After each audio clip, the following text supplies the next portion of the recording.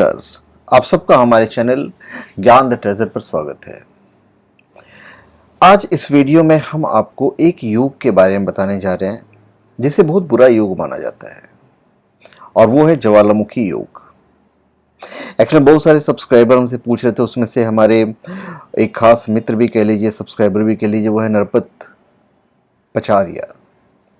उन्होंने खास करके इतना रिकमेंड किया कि ज्वालामुखी योग के बारे में बताया कि मजबूरन मुझे इस योग के बारे में बताना पड़ रहा है इस वीडियो में। देखिए, ज्योतिष में बहुत से योगों का वर्णन मिलता है। इन योगों में अच्छे और बुरे दोनों ही प्रकार के योग मिलते हैं और ज्वालामुखी योग अशुभ योगों में से एक है। किसी जातक की जन्म कुंडली विवेचन में उस कुंडली में स्थित योग अपना अलग ही महत्व रखते हैं। योग से तात्पर्य ग्रहों के कुछ विशेष जोड़ हैं, अर्थात ग्रह जब विशेष परिस्थिति में कुछ खास योग बनाते हैं तो ऐसी स्थिति में शुभ अथवा अशुभ दोनों प्रकार के फल प्रदान करते हैं। यहां सर्वनाशक ज्वालामुखी योग के फलित जो विवेचन है वो मैं आपको करने जा रहा हूं। ज्योतिष शास्त्र की मान्यता के अनुसार कुछ विशेष तिथियां और नक्षत्र के परस्पर मिलने पर कुछ अशुभ और कष्टदायी योग बताए गए हैं। इन योगों में जो सबसे ज्यादा सर्वनाशक योग है उन्हें ज्वालामुखी योग कहा जाता है और उसके बारे में मैं आपको बताऊंगा। और इस साल 2021 में कब कब ज्वालामुखी योग है ये मैं आपको बताऊंगा।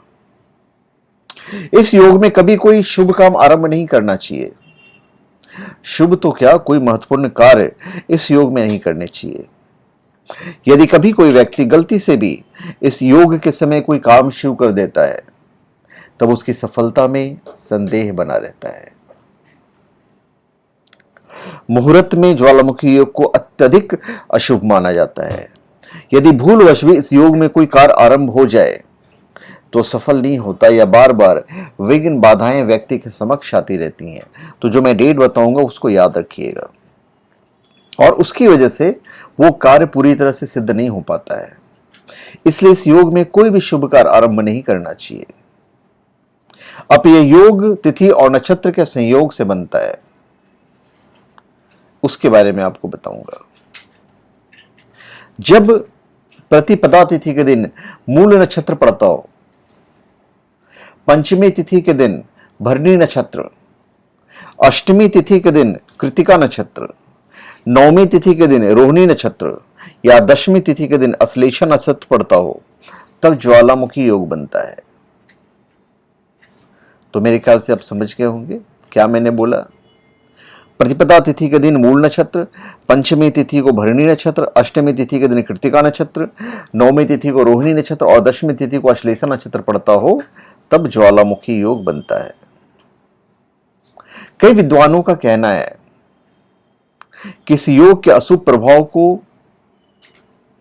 आप जल्दी तोड़ नहीं पाओगे। इस योग से मिलने वाले अशुभ फलों को ज्योतिषाचार्य लोग स्वीकारते हैं। कई प्राचीन ग्रंथों में भी इस योग का उल्लेख मिलता है। यदि किसी बच्चे का जन्म ज्वालामुखी योग में हुआ है तब उसे अरिष्ट योग हो सकता है। एक इसमें कहावत है, कहावत क्या है, लोकोक्ति है, शास्त्रों अनुसार मान्यता है, वो हम आपको बताने जा रहे हैं। मतलब आपको अच्छा भी लगेगा सुनने में, क्योंकि उसी पंक्ति में आप सारी चीजें समझ जाएंगे।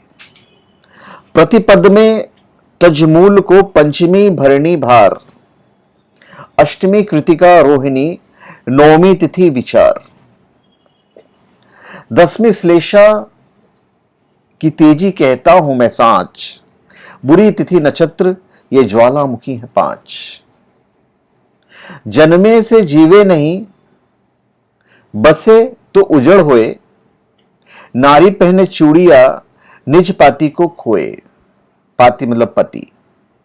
बोए तो काटे नहीं, कुएं न उपजे नीर, ये ज्योतिष की शुक्तियां धरो हृदय में धीर। ये पूरी की पूरी जो पंक्तियां हैं इसी के बारे में कही गई हैं, जिसे शॉर्टकट में लोग कहते हैं कि जन्मे तो जीवे नहीं, बसे तो उजड़े गांव, नारी पहने चूड़ियां पुरुष विहीनी होए, बोवे तो काटे नहीं कुएं न उपजे नीर। तो यदि इस योग में किसी का कन्या या पुरुष का विवाह होता है तो उसे शुभ नहीं माना जाता है, उसे वैवाहिक सुख नहीं मिलता। यदि इस योग में बीज बोया जाए तो फसल अच्छी नहीं होती है। यदि जल प्राप्ति के लिए कुआं या तालाब खोदा जाए तो उनका पानी ज्यादा समय तक चलता नहीं और उससे नहीं सूख जाता है। यदि इस योग में कोई व्यक्ति बीमार पड़ जाता है तो वो काफी समय तक बीमार ही रहता है। अब साल 2021 में ये योग कब कब बनता है ये हम आपको बता देते हैं। 19 फरवरी को ये योग बनेगा। समय सुबह के 10:59 मतलब समझ लीजिए 11 बजे से लेकर 20 फरवरी तक सुबह के 5:57 तक। फिर 20 फरवरी को ही दोपहर के 1:32 से 21 फरवरी को 8:43 सुबह तक है। फिर 17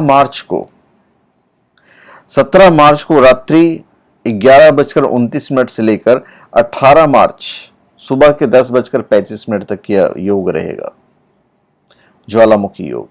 22 अप्रैल को रात्रि 36 मिनट मतलब 12:36 से मतलब 22 तारीख लग जाएगा, और 22 तारीख को सुबह 8:15 तक। फिर ये 25 जून को ज्वालामुखी योग है, रात्रि 12:10 से मतलब 25 तारीख का ही रात्रि, 24 की रात नहीं, 25 मतलब 25 तारीख लग जाएगा उस दिन। और फिर 25 तारीख की सुबह 6:40 तक। फिर 29 अगस्त को ज्वालामुखी योग होगा, वो रात्रि 29 अगस्त की रात्रि 11:26 से लेकर 30 अगस्त सुबह 6:39 तक। फिर 31 अगस्त को रात्रि 2 बजे से शुरू होगा, मतलब 30 की रात होगा तो 31 आ जाएगा, तो 31 की रात्रि 2 बजे से 31 की सुबह 9:44 तक। फिर 25 सितंबर को ज्वालामुखी योग है, सुबह 10:37 से लेकर सुबह के ही 11:33 तक। फिर 5 दिसंबर को ज्वालामुखी योग है, जो सुबह के 7:47 से शुरू होकर सुबह के ही 9:28 तक है। तो ये ज्वालामुखी योग है साल 2021 के। और मैं धन्यवाद देना चाहूंगा नरपति जी को खास करके कि उन्होंने इस ओर हमारा ध्यान आकर्षित किया कि ज्वालामुखी योग के ऊपर मैं वीडियो बनाऊं। तो धन्यवाद।